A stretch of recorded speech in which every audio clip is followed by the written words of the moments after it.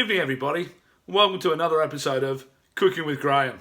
Well, for those that follow us closely, you'd have known we had a romantic dinner the other night of suicide or corned beef. Now, of course, when you're cooking for two, there's always a little bit left over, and it's Monday night. I'm going to make something up for you, inspired by my American friends, and actually inspired by Michelle Orsini from BMW. Shout out to you. Shout out to all my other American friends, Amanda, Mike, all the guys I've ever travelled with. Thank you for this. And Ryan Yop, of course. Also, no, I won't shout out to your president. Get a new president for crying out loud. But today, we are going to make a Rueben sandwich. So when making a Ruben, there are a fair few basic ingredients, and I'm going to add a couple of things just to bastardise the whole thing. So we've got corned beef, we've got Swiss cheese. It's not really Swiss cheese, just as a hint. A bit of a secret here that I couldn't get any at the shop, so I've just used cheddar. Pickles. Now they're probably not in a Ruben sandwich normally, but they are required. Sauerkraut, tomato mustard sauce. It should be Russian sauce, but they don't sell it in the supermarket. Rye bread, got to be rye bread. White bread just doesn't work. English mustard and marge. That's it. So let's put this all together. Now, first things first, make sure your sandwich press is on. You want that as hot as possible. Then you want to butter the outside of the bread. Now, buttering the outside of the bread, make sure you don't butter the inside of the bread. It's hard to figure out which side's which. I'll let you figure that out for yourselves. Don't be shy with the butter because it's going to be the reason it doesn't stick, and it's also going to give a really nice colour to all of this. So spread that on thick and fast. Unfortunately, Sharon won't be joining me tonight for dinner. She'll be watching me eat because she's gluten intolerant, and rye bread is probably the worst thing you could give to her. So unfortunately, she will be on the model diet tonight. Alright, so you've got that on one side, right? Put that over there. Flip your bread over. Try and don't not drop it too hard. It sticks. Alright, next thing you want to do is spread a bucket load of mustard on there. Now, we've got tomato and mustard sauce. There we go. Better undo that. And I've also added some hot English mustard because, as I've spoken before, don't mind a bit of spice in what I'm eating. So, get that on that side. Yep, lots of it. I sometimes add mayonnaise to this as well. It's not officially the right thing to do, but it does make it quite nice, but I'm not even sure I've got any.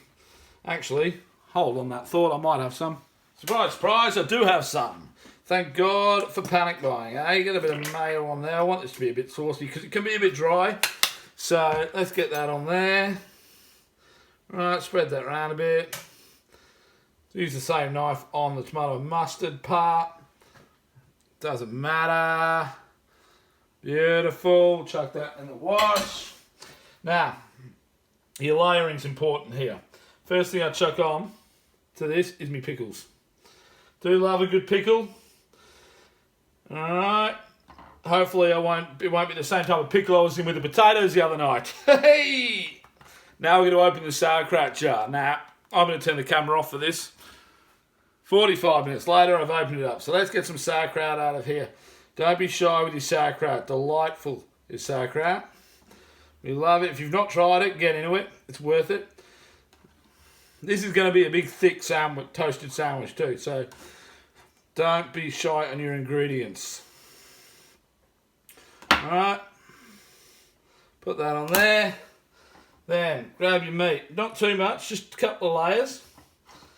Make sure that when you cut your meat, it's thin because you're going to make it on multiple levels. So you're going to chuck the cheese on top of that. There's a bit of pepper on there too. Might take that off.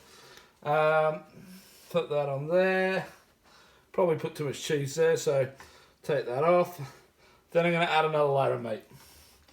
Alright, just put a bit of cheese amongst the meat. Looks better, tastes better, the whole thing looks better. Chuck your cheese on top again. Got a fair bit of meat left over here. Maybe you can have meat for dinner. Again. And there we go. That is going to go beautifully into my sandwich press. So I'll just chuck that back on top. Chuck that on top. And then we'll head over to the sandwich press with it. Alright, here we go. We're going to have that nice sizzle sound. Yeah, that's the sound I wanted to hear. And then push that down. Oh, we've had a bugger up. Sorry about this. Bit too thick for my sandwich press, I think. But at least I know it's not sticking. So what I'm going to do is just hold that there for a second. Put it down a bit slower. Really push down a little bit.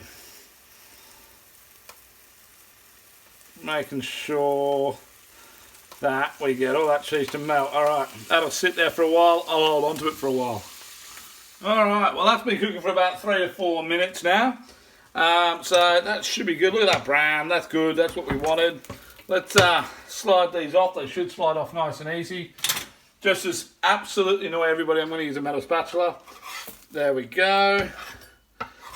And there we go. Now let's take this over and have a look at it, eh?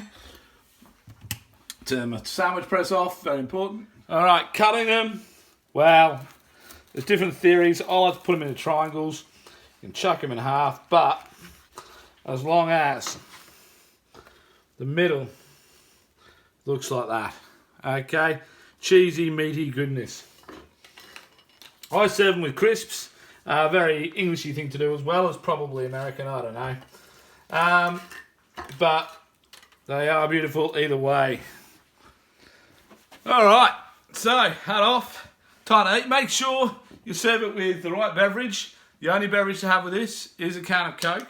So I know it's late at night and I won't get to sleep tonight because of it, but cheers. And let's dig in.